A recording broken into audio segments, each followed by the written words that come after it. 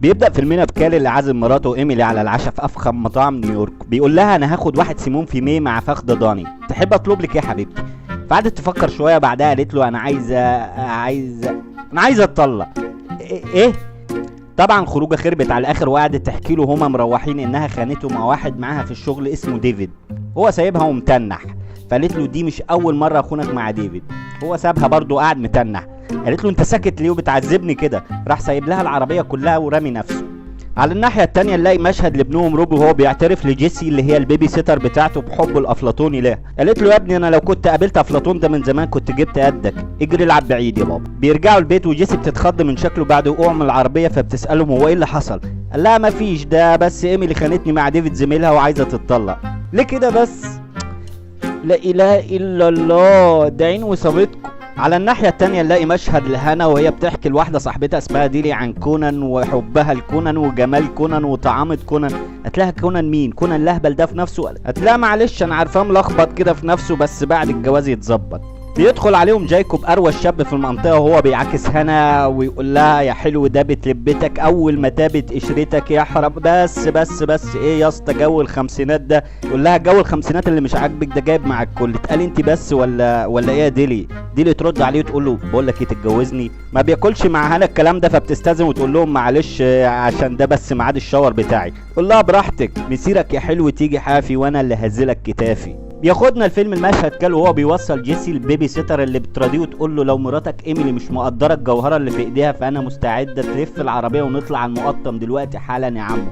لا يا بنتي وانا ناقصك، كفايه الهم اللي انا فيه. لا ركز معايا كده عشان العلاقات كلها مشبره في الفيلم ده. كده عندنا روبي اللي بيحب جيسي وجيسي اللي بتحب كال اللي هو ابو روبي.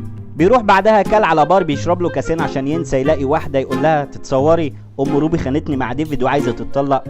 يروح الشغل ويقول لمديره تصدق ام روبي خانتني مع ديفيد وعايزه تتطلق. بيطلع ويقول لكل الموظفين تصوروا ام روبي خانتني مع ديفيد وعايزه تتطلق. يرجع للبار تاني بالليل ويحكي للويتر تتخيل ام روبي خانتني مع ديفيد وعايزه تتطلق. بيشوفوا جايكوب الروش ويقول له تعالى ندردش مع بعض. قول له تصور ام روبي خانتني مع خلاص يا عم عرفنا حكايتك 24 ساعه على CNN. بص انا هساعدك واحاول ارجع لك مراتك واخليها لك تبقى زي الختم في صباعك بس مش دلوقتي عشان معايا مصلحه. بياخد المصلحه ويروح. فبيجهز تاني يوم كال علشان يروح يقابل جايكوب ويجيب جيسي علشان تقعد مع اولاده في البيت. وزي ما احنا شايفين كده جيسي مش على بعضها، اللي بتقول له يا متعوده على الغياب يا ما قلبي حن وداد. قول لها يا بنت انا ناقصك. بيروح لجايكوب اللي محضر له خطه علشان يرجع له مراته تاني. بص يلاقيه داخل عليه بكوتش باتا كده. ايه ده يا اسطى ايه الحلاوه دي؟ لا وريني كده، اصحى معايا كده يابا عشان شكلنا هنتعب مع بعض. فبياخده من ايده عشان يروق عليه في لبسه كده شويه. فبيقول له كال لا يا عم جينز ايه اللي البسه في السن ده؟ فيسيبه جايكوب ويمشي. فبيطلع ويجري وراه ويقول له خلاص يا عم ما تبقاش حمايك. جايكوب بيقول له بص انت عايز مراتك تبقى خاتم في صباعك ولا لا؟ يقول له عايز طبعا. يقول له خلاص بقى اصحى معايا اصحى.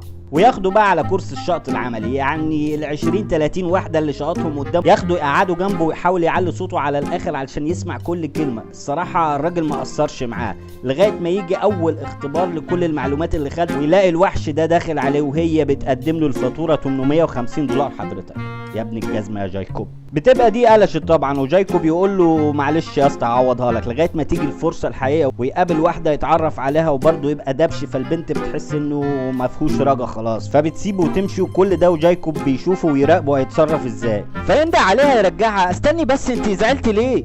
معلش اصل دي بس اول مره اعمل فيها علاقه مع واحده غير مراتي. يا سلام تصوري حتى ما كنتش بعرف ادلعها ولا اقول لها اي كلمه حلوه، لكن انت حاجه تانية، انت تخلي الحجر يتكلم. لا والنبي بجد زي ما بقول لك كده يا سكر ونايخ يا اللي قلبي فيكي دايخ. قالت له لا ده انت معجزه. فخدته معاه ومش محتاجه اوضح لك بقى ايه اللي حصل بعد كده. نقل بينا الفيلم المشهد لجيسي وهي في المدرسه بتروح لمكان حد بينادي ويلامم عليه الناس فتلاقي روبي ده عامل لها بروبوزال وفضحها وكاتب اول حرف من اسمها على صدره. فتاخده من ايده تشده كده على جنبه وتقول له يا ابني اتهد بقى يا ابني شرطتني في المدرسه.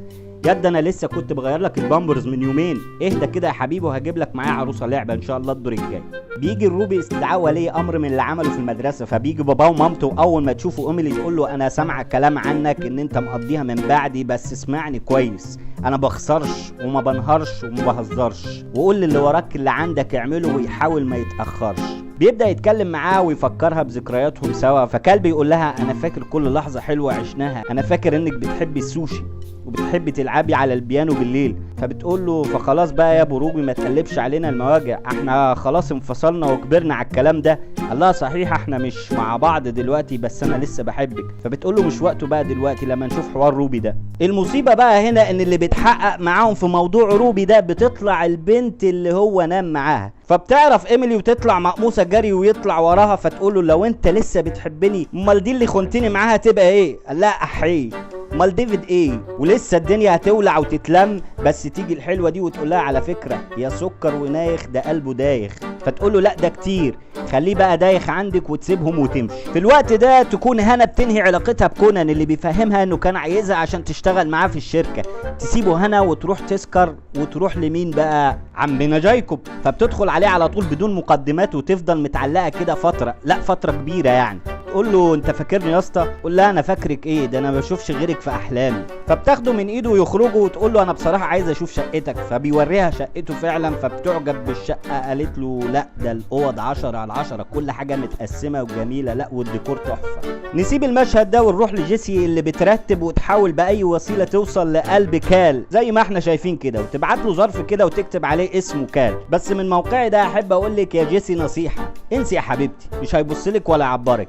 اللي عملتيه ده مش هياكل مع كال، ده زائد ان ممكن يوصل لماما او بابا ويعملك مشاكل كبيره انت في غنى عنها فتهدي. على الناحيه التانيه نلاقي كال بيحاول يصلح علاقته بمراته ايميلي ويغمى عينيها ويعمل لها بروبوزال جديد، لكن فجاه كل ده يبوظ. ده لان هنا بتطلع في الاخر بنت كال وايميلي بنتهم الكبيره، وكال عارف مين جايكوب كويس طبعا. دي اول حاجه بتبوظ اليوم. يجي بعدها ابو جيسي يمسك كال يخنقه ويقول له عملت ايه في البنت بعد الصور اللي شافها؟ طبعا. تالت مصيبه يجي ديفيد ويقول لايميلي انت نسيتي طرحتك على فكره عندي امبارح. تقول له مش ناقصه غباوتك خالص، الدنيا مكهربه لوحدها. الدنيا طبعا تخرب على الاخر وكله ماسك في خناق بعض. عربيه شرطه تدخل عليهم، الضابط ينزل يقول لهم والنبي كل واحد يهدى كده بدل ما لمكم كده بالصلاه على النبي ونقضي ليله حلوه مع بعض كده عندي في التخشيب. المهم الدنيا تهدى ويعدي اليوم ده بعد ما خرب لغايه ما تيجي حفله التخرج بتاعه روبي.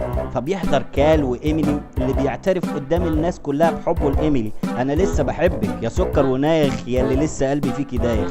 طبعا بيرجعوا لبعض. يروح روبي في نهايه الفيلم لجيسي يقول لها انا عارف انك بتحبي بابا وانا كمان كام سنه 5-6 سنين هكبر وابقى شبه بابا كده. تديله الظرف اللي في ايديها وتقول له طب خد الهديه الحلوه دي.